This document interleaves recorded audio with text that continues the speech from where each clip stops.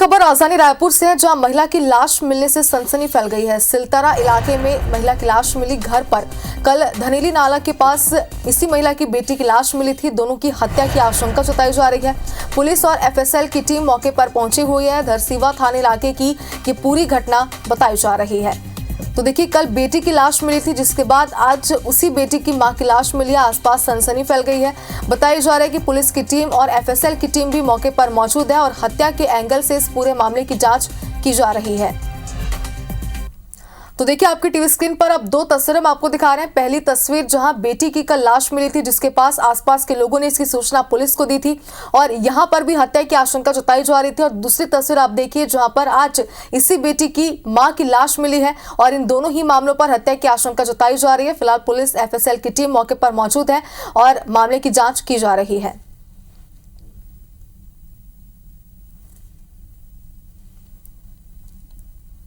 तो देखिए, पुलिस की टीम जो है वो आसपास के लोगों से पूछताछ भी कर रही है और पूछताछ में ये जानने की कोशिश की जा रही है कि क्या इनका किसी के साथ विवाद था। संदेहियों के बारे में भी पूछताछ यहाँ पर की जा रही है। फिलहाल आपको बता रही कि पुलिस इस पूरे मामले पर हत्या के एंगल से ही जांच कर रही है। तो सिलतरा इलाके के घर में महिला की लाश मिली, लेकिन बड़ा मामला है क्योंकि कल बेटी की लाश मिली थी, जिसके बाद पुलिस मामले की जांच पड़ताल कर ही रही थी कि इसी बीच बेटी की मां की लाश मिलने के बाद सनसनी फैल गई है। ज्यादा जानकारी के लिए हमारे सहयोगी राज इस वक्त हमारे साथ लाइव जुड़ गए हैं। राजेश, देखिए, इस खबर पर लगातार अपडेट हम तक पहुंचा रहे हैं और आपने पहले ये जानकारी दी कि पुलिस हत्या के एंगल से पूरे मामले की जांच पड़ताल शुरू कर दी है। आप ये बताइए कि क्या अब तक कोई संदेही पुलिस की हिरासत में है? परिजनों ने कोई जानकारी दी? आसपास के लोगों ने किसी का नाम लिया है?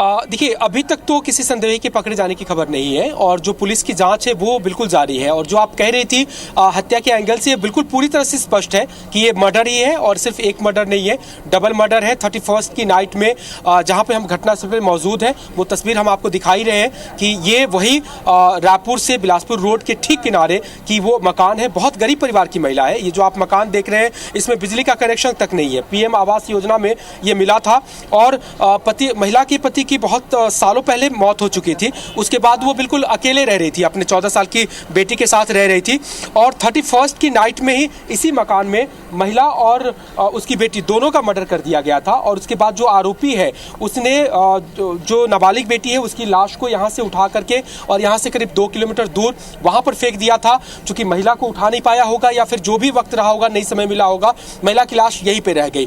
चूंकि वो जो महिला थी वो अपने परिवार से पूरी तरह से कटी हुई थी, अपने समाज से पूरी तरह से कटी हुई थी। आसपास में ही उसके कई रिश्तेदार हैं, लेकिन उसके यहाँ भी आना जाना नहीं होता था, बहुत लिमिटेड थी। और कभी कभार अपने पड़ोसियों के पास वो चली जाती थी उसकी बेटी, क्योंकि जो मोबाइल था वो पड़ोसी के घर में ही जो चार्ज करती थी, क्योंकि इस घर में उसका बिजली का कनेक्शन भी नहीं था। तो बस उतना ही संपर्क था। इसलिए जब कल जो नाबालिग लड़की की लाश मिली और पुलिस ने शिनाख्ती के लिए आसपास के लोगों को दिखाना शुरू किया, तो बहुत जल्दी उसकी पहचान भी नहीं हो पाई। क्यों? क्योंकि वो बहुत कटी हुई थी। बस उसकी माँ बहुत अच्छे से जानती थी, लेकिन माँ का भी मर्डर हो चुका था, माँ सामने आई नहीं, दूसरे लोग थे वो सामने नहीं आ पाए। और अब जाकर के आज सुबह उसकी माँ की भी लाश मिली। और ये भी बहुत स्पष्ट है क्योंकि जो कमरे में, हालांकि अभी किसी को जाने नहीं दिया गया है, डॉग टीम का इंतजार किया जा रहा है, डॉग स्क्वाड का, और एफएसएल की टीम है यहाँ पर ताकि कोई सुराग मिल सके। और जो घटनास्थल के अंदर से जो लोग हैं गए देख करके आए हैं, उन्होंने बताया कि अंदर में खून निकला हुआ है, महिला की लाश औंधे पड़ी हुई है, वहाँ पर वही कंबल है और जिससे नाबालिग लड़की की लाश यहां से 2 किलोमीटर दूर मिली थी, उसका चप्पल भी यहीं पे मिला है। इसलिए अब स्पष्ट हो गया कि मुख्य घटनास्थल यही था और पुलिस भी ये बयान दे चुकी है।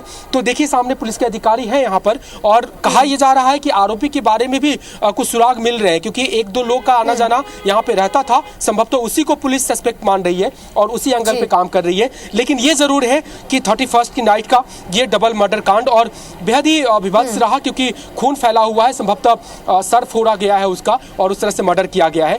तो जब पुलिस इसका खुलासा करेगी तो कारणों का भी पता चलेगा। लेकिन अभी तो फिलहाल जो संदेह है और जो क्लू है उसके आधार पर पुलिस आगे बढ़ रही है। बिल्कुल राजेश, लगातार मौके पर आप बने हुए अपडेट हम तक पहुंचाते रहेगा आगे इस पर कि क्या कुछ खुलासे होते हैं और किनकी गिरफ्तारी होती है, क्या एक्शन ले जाते हैं, लेकर अपडेट जरूर आपसे लेंगे। बहुत शुक्रिया तमाम जानकारी के लिए।